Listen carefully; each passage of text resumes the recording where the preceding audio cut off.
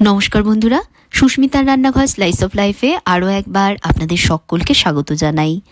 আজ আমি তৈরি করব পনির ভাপা। গরম ভাতের সাথে অসাধারণ খেতে লাগে আর বানানোও কিন্তু খুবই সহজ।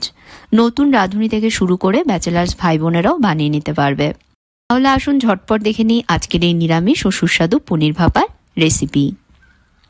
রান্নাটা করবার জন্য আমি এখানে 300 গ্রাম পনির নিয়ে ছোট ছোট টুকরোয় পনিরটা কেটে নিচ্ছি। ছোট বা বড় যেরকম পছন্দ আপনারা সেভাবে করে পনির কেটে নেবেন।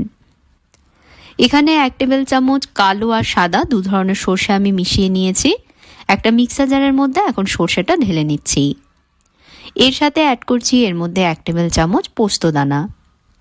1 টেবিল চামচ এর মধ্যে দিয়ে দিচ্ছি সাদা তিল। 1 টেবিল চামচ এর মধ্যে দিয়ে দিচ্ছি চার মগজ। এখানে আমি 7-8টা নিয়েছি কাজু বাদাম। কাজু বাদামগুলো এর মধ্যে দিয়ে দিলাম।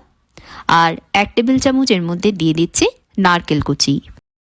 এবার শুকনো অবস্থায় এগুলোকে প্রথমে গুঁড়ো করে নেব, যাতে সর্ষে, পোস্ত, কাজু বাদাম এগুলো সব ভালোভাবে গুঁড়ো হয়। এখন এর মধ্যে দেব 2টো কাঁচা লঙ্কা, তবে যেমন ঝাল খান সেই বুঝে আপনারা লঙ্কাটা নেবেন। হাফ চামচ দিয়ে দেব নুন আর দেব কিছুটা পনির। আমি কিছুটা পনির আলাদা করে রেখেছিলাম, সেটাই এর মধ্যে দিয়ে দিচ্ছি। এর মধ্যে একটু পনির দেওয়ায় মিশ্রণটা দেখবেন একদম স্মুথ তৈরি হবে। এবার এর মধ্যে প্রয়োজন মতন জল দিয়ে এগুলোকে আবারও মিহি করে বেটে নেব। মিহি করে সব একসাথে আমি বেটে নিয়েছি। এখন একটা কড়াইতে 2 চামচ সাদা তেল আর 1 চামচ ঘি গরম করে নেব। ঘি গলতে শুরু করলেই কেটে রাখা পনিরের টুকরোগুলো এর মধ্যে দিয়ে দেব। এবার পনিরগুলোকে হালকা করে একটু ভেজে নেব। ঘিতে ভাজলে পরে পনিরটা দেখবেন অনেক নরম থাকবে। পনিরটা না ভেজেও কিন্তু বন্ধুরা আপনারা ভাপা তৈরি করতে পারেন, সেটাও খেতে ভালো লাগে।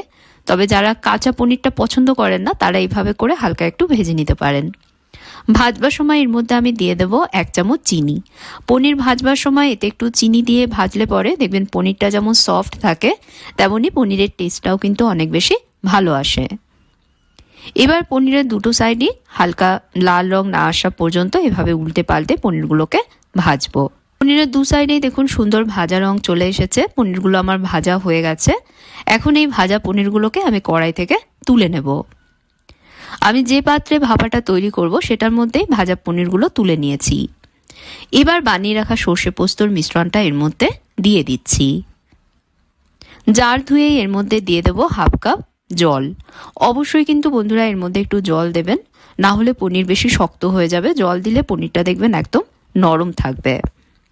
হাফ চামচ এর মধ্যে দিয়ে দিচ্ছি হলুদ গুঁড়ো আর 1/4 চা চামচ দিয়ে দিচ্ছি কাশ্মীরি লঙ্কা গুঁড়ো। স্বাদ মতন এর মধ্যে দিয়ে দেবো আরও একটু নুন। তবে সর্ষে বাটাতেও যেহেতু নুন দেওয়া আছে সেই বুঝে কিন্তু এর মধ্যে এখন নুনটা দিতে হবে। 2 চামচ এর মধ্যে দিয়ে দেবো কাঁচা সর্ষের তেল। এবার পনিরের সাথে সব উপকরণ ভালোভাবে মেখে নিচ্ছি। একদম ইজি একটা রান্না বন্ধুরা, যে কেউ বানিয়ে নিতে পারে। হাতে সময় কম থাকলে এই রান্নাটা আপনারা অবশ্যই বানিয়ে দেখবেন। চটজলদি নিরামিষ একটা রান্না, আর খেতেও কিন্তু দারুণ লাগে। সব উপকরণের সাথে পনিরটা ভালোভাবে দেখুন মাখিয়ে নিয়েছি। এবার এর মধ্যে সুন্দর ফ্লেভারের জন্য 4টে দিয়ে দিচ্ছি চেরা কাঁচা লঙ্কা। এখন টিফিন বাটির ঢাকনাটা ভালোভাবে আটকে নেব। স্টিম করবার জন্য আমি আরেকটা কড়াইতে কিছুটা জল গরম হতে বসিয়েছি। জল ফুটে উঠেছে, কড়াইয়ের মধ্যে একটা স্টিলের স্ট্যান্ড এবার বসিয়ে দিচ্ছি। এবার টিফিন বাটিটা এই স্ট্যান্ডের ওপর বসিয়ে দিয়ে কড়াইটা ঢেকে দেব। ঢেকে দিয়ে লো মিডিয়াম আঁচে 20 থেকে 25 মিনিট এটা স্টিম করে নেব। 20-25 মিনিট স্টিম করে নেবার পর এখন কড়াইয়ের ঢাকনা সরাচ্ছি। তবে টিফিন বাটিটা কিন্তু এখনও গরম রয়েছে, ঠান্ডা হলে আমি আপনাদের খুলে দেখাবো। তো বন্ধুরা, পনির ভাপা একদম রেডি পরিবেশনের জন্য। পরিবেশনের সময় এর মধ্যে আরও একটু কাঁচা সর্ষের তেল ছড়িয়ে দিতে পারেন। নরম, সুগন্ধি আর ভীষণ সুস্বাদু এই পনির ভাপা গরম ভাতের সঙ্গে একবার খেলে এর স্বাদ দেখবেন অনেকদিন মনে থাকবে। কেমন লাগলো আজকের রেসিপিটা অবশ্যই জানাবেন। ভালো লাগলে ভিডিওটা লাইক এবং শেয়ার করবেন। আর এরকম সহজ রেসিপি পেতে চ্যানেলে অবশ্যই সাবস্ক্রাইব করে পাশে থাকা বেল আইকনে প্রেস করবেন। সাথে ফেসবুক পেজেও আমায় ফলো করবেন। তাহলে আজকের মতন বিদায় নিচ্ছি বন্ধুরা।